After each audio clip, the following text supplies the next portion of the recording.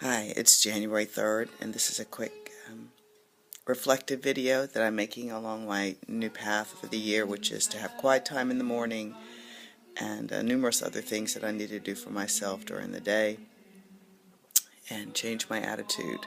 So we start off now with a cup of coffee. I come out here before my husband comes downstairs for the day, actually. I was trying to get him out the door so I could do this yesterday, and it made me a little frustrated, so I thought I'll just come down and do this first. Anyway, I sat quietly, listened to the music, tried to clear my mind. It was a little easier today to sit still, which is a good thing. And I started to have thoughts come to my head. I'll call them visions, images come into my mind. And the first one was a little blonde girl twirling in a field of flowers, just twirling, and the sun is shining, and there's just sheer joy and happiness and bliss and oneness with the universe. I mean, that sounds kind of strange, I know, but it made me wonder, that sense of playfulness, that ability to play, that simplicity that we experience as children. It made me wonder, there's not very good light, is there? Sorry, guys. When do we lose that? When does the plug, I literally could see a plug getting pulled. And when does the plug get pulled on our childhood and our childish sense of playfulness and joy and wonder? And it made me think about all the other things. It made me think, if we could figure out when that happened, maybe we could figure out why it happened, and then we could go back and try to reclaim some of that lost territory, some of that lost place of playfulness within ourselves, because we really just grow old. We grow, but that person that we were born, started, we're the same. We're in there. It's still in there. And I found that coming to here, the playfulness I found in walking in the wild and reconnecting with nature. And then I realized so many of the playful images I have, the happiness, the playful moments that give me joy to think about from my early childhood, all have to do with being outdoors. The ones that are indoors are not as, they're not joy, they're pain feeding. They're ways to stop pain and loneliness. My other inside image of my house is sitting in front of the TV with a big bowl of cream of mushroom soup on a stool with my face in an old movie, and that's where where I transferred to after I left my joy outside, my sense of playfulness outside. So back to the outside, my image is the little blonde girl with the sun in her hair, twirling and twirling, and that reminded me when I was a child, I used to love to get dizzy. You used to just go out and just twirl around as fast as you could in the yard. When was the last time we twirled around in the yard? When was the last time we rolled down a grassy hill? When was the last time well, sledding is probably as close to anything any of us do that's like that anymore, if you even get to sled. We used to sled. Just sheerly being outdoors.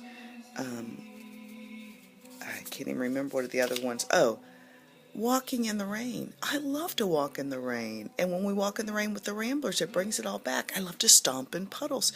With the Ramblers, when your boots are muddy, it's a lot of rain. There's occasionally a place where there's water, just water. And I stomp in those puddles to get the mud off my shoes. You know, walking in rain, stamping in puddles, twirling in the green grass, rolling on a hill.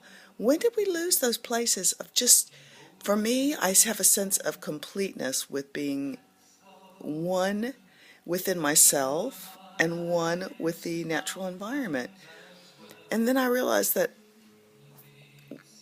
eventually, I think, well, I'm always alone in those scenarios. I'm never, I mean, there might have been someone on the periphery, but it wasn't a communal activity. That peace and joy and oneness comes from you first, being one with your environment, and your inner environment and your outer environment. And for me, nature is really what it's about. But when you introduce other people into the dynamic, I thought about it, that's when the things change, because then you've got social interaction dynamic, you've got someone telling you you don't measure up, you've got someone that reflects, someone who comes on is in charge, and then you might have second thoughts about your value because they're stronger, or there's all kinds of dynamics that enter in when you play with other people. that can steal that joy and that peace? Or was it an adult who said, shh, be quiet, don't make so much noise, stop playing around, grow up? I mean, when do we lose that sense of childish play? I invite you all to think about that, because I believe, for me, the key to joy and peace is finding oneness within myself and oneness with the peaceful, God, in my personal opinion, God-created environment around me. That's where my joy flows from. My childish sense of joy and wonder and playfulness. And I invite you all to find those places to get back to in your own lives, so we're not trying to feed our pain with, as I used to call it, sex on the plate. I mean, our food doesn't need to be our titillation and our gratification. Adults use a lot of those things to fill, because they've lost that sense of childish playfulness and connection. So that's it for my day. I know it's dark and I don't know what you can really hear, but I felt called to sum up some of the thoughts that I've written. I have to staple my little thankfulness, gratefulness, acknowledgement things together to plop in my jar. And my jar had 4 or 5 put in there yesterday. During the course of the day, you just realize there are things, revelations, insights, joys, value, appreciation for things. You just got to write them down and put them in the jar. So, day 3 of Sally's insights into her life and reclaiming her joy and her good place. So, I encourage you to do the same.